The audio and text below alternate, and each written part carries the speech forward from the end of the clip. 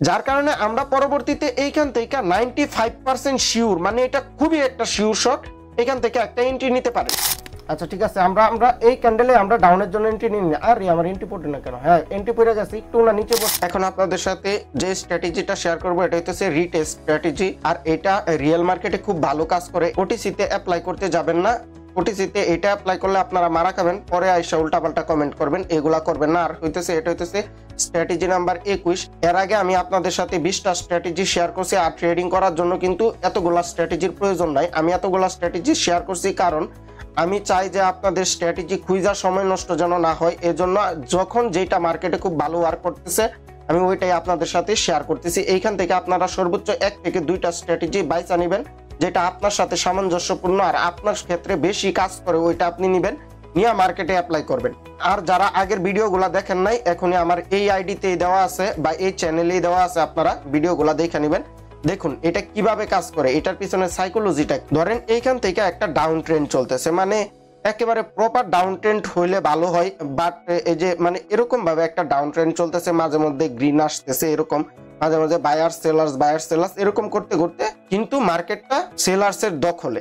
যখনই নাকি এরকম ভাবে মার্কেটটা একটা বিগ রাউন্ড নাম্বার বা হইতেছে একটা সাপোর্ট লেভেলে আসলো, ধরুন এটা একটা বিগ রাউন্ড নাম্বার বা একটা সাপোর্ট লেভেল, সো এখানে এরকম ভাবে হ্যামার ক্যান্ডেল দিল, বেশ ভালো কথা। হ্যামারকে সাপোর্ট লেভেলে বা রেজিস্ট্যান্ট লেভেলে হ্যামার ক্যান্ডেল দেওয়া মানে আমরা বুঝি যে মার্কেট এখান থেকে আপের দিকে মুভ করবে। ঠিক আছে, এখান থেকে মার্কেট আপের দিকে মুভ করলো, কিন্তু আপনারা যদি ফরেক্স এর কনসেপ্টটা যদি দেখেন, এখান থেকে হ্যামার ক্যান্ডেল দেওয়ার সাথে সাথেই কিন্তু যারা নাকি ফরেক্স এ ট্রেড করবে এরা কিন্তু এইখান থেকে এন্ট্রিটা নিয়ে নিবে না।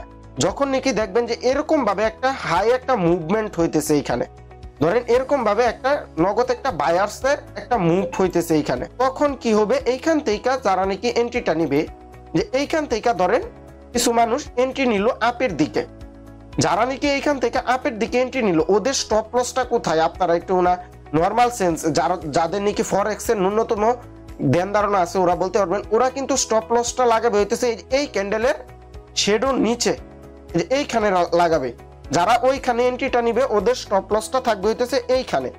আর যারা সাথে সাথে হ্যামার ক্যান্ডেল দেখায় যে এইখানে এন্ট্রিটা নিবে ওদের স্টপ লস থাকবে কিন্তু এই যে এই শেডোর নিচে, এই যে এইখানে থাকবে হইতেছে ওদের স্টপ লস, তাই না? সো এখন কি করবে মার্কেট, এখান থেকে যে নাকি বায়ার্স এর প্রেসারটা পড়ছে, এখন যারা নাকি এইখানে এন্ট্রিটা নিছে ম্যাক্সিমাম লোকের স্টপ লস কিন্তু খায়া দিবে মার্কেট। আপনারা মনে করতে পারেন যে বাইনারি ট্রেডিং এ শুধুমাত্র ট্র্যাপ হয়, কিন্তু না, ফরেক্স এর ক্ষেত্রে আরো বেশি ট্র্যাপ হয়, রিয়েল মার্কেটে আরো বড় বড় ট্র্যাপ করে। যারা নাকি বাইনারি ট্রেডিং করেন তারা হয়তো বা এটা তেমন একটা জানেন না বা ধারণা নাই, কিন্তু যারা নাকি অনেকদিন যাবত ট্রেডিং করতেছে বা আপনাদের মেন্টর থাকতে পারে ওরা এটা খুব ভালোভাবে জানবে। দেখেন পরবর্তীতে কি হবে, যারা এইখানে স্টপ লসটা রাখছে সুন্দর মতো মার্কেটটা কি করবে, এইখান থেকে আসবে, আইসা ওদের স্টপ লসটা খায়া তারপরে মার্কেট আবার আপের দিকে মুভ দিবে। আর এইখানে স্টপ লস খাবে, এটাই হচ্ছে মার্কেটের ফার্স্ট টার্গেট। যেহেতু নাকি এরকম প্রেসার আসার পরে দেখেন ব্যাক টু ব্যাক 2টা রেড ক্যান্ডেল চলে আসছে, এইখানে এত প্রেসার, তাহলে আবার এইখানে এত স্ট্রং ভাবে সেলার্স এন্ট্রি নিল কেন? কারণ হইতেছে এইখান থেকে বিভিন্ন এজেন্সি বা হইতেছে বড় বড় হ্যাশ ফান্ড তারা কি করবে, এইখান থেকে সুন্দর মতো যারা নাকি মানে ছোট ছোট ট্রেডার আছে ওদের স্টপ লসটা খাবে। সো আমরা যারা বাইনারি ট্রেডিং করি আমরা এই সুযোগটাই নিব, ওদের স্টপ লসটা খাবে যে আমরা এই সুযোগটাই নিব, আমরা যারা বাইনারি ট্রেডিং করি। তো দেখেন পরবর্তীতে কি হইলো, মার্কেট দেখেন এইখান থেকে 2টা ক্যান্ডেল তো দিল, দেওয়ার পরে দেখেন এইখানে একটা হ্যামার ক্যান্ডেল দিচ্ছে। সো এখন আপনারা মনে করতে পারেন এইখান থেকে সরাসরি আপের দিকে চলে যাবেন না, মার্কেটের টার্গেট দেখেন, এটা হইতেছে মার্কেটের টার্গেট। মার্কেট সুন্দর মতো এইখান থেকে আইসা, যে এইখান থেকে মার্কেট কিন্তু এই যে এইটা আইসা ফিল করবে।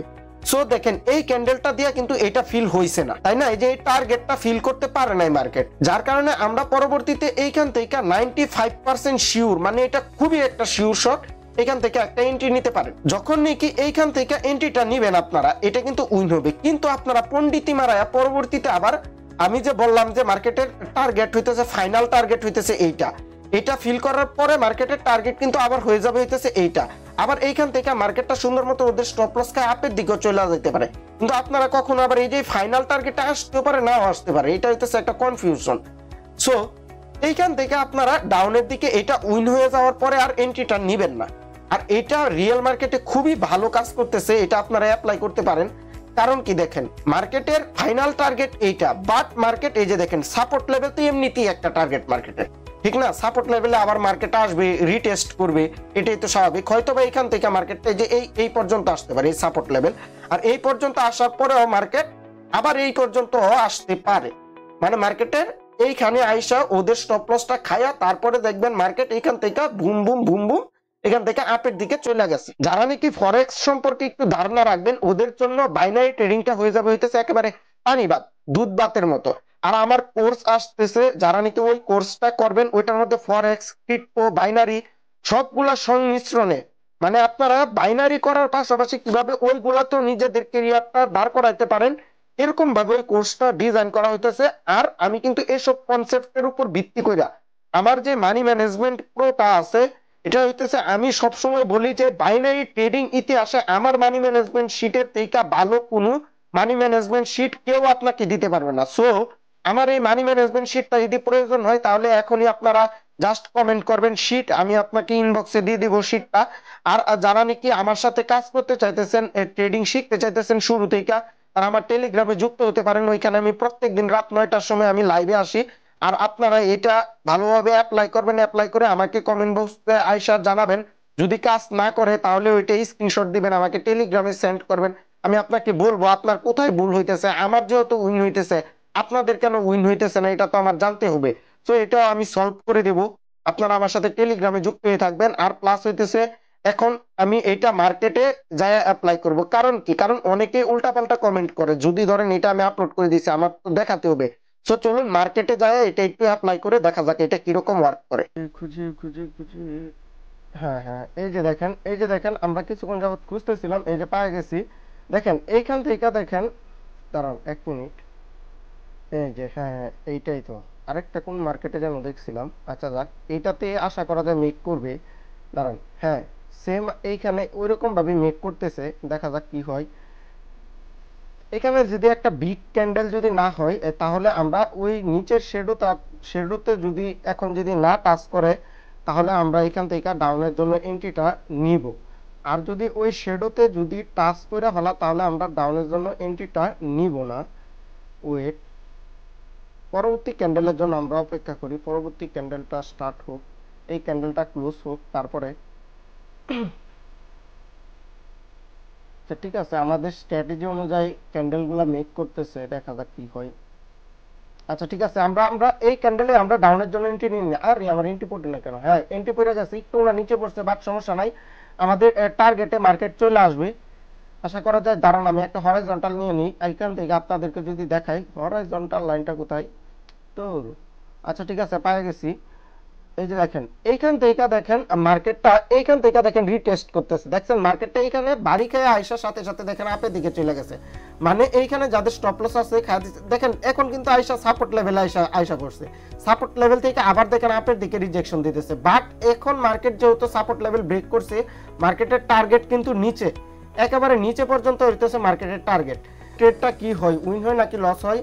আর আমাদের এই ট্রেডটা কিন্তু ডিপ উইন হবে। মনে করেন মার্কেট যদি নিচেও যদি না আসে, মার্কেট যদি তার সাপোর্টেও যায় যদি ক্লোজ দেয় তাহলে আমাদের ট্রেডটা ডিপ একটা শিওর শট হয়েছে। আর আমি এজন্যই বলি আপনারা এই স্ট্র্যাটেজিগুলো ডেমোতে ফার্স্ট প্র্যাকটিস করেন। যদি দেখেন আপনার উইন রেশিও ভালো আসতেছে তাহলে আপনারা লাইভ মার্কেটে নেবেন। আর আপনার ওই পাশে যদি খেয়াল করেন এটাই হইতেছে আজকে আমার প্রথম ট্রেড, আর আমি আজকে আর কোনো ট্রেড করি নাই। আচ্ছা যাই হোক,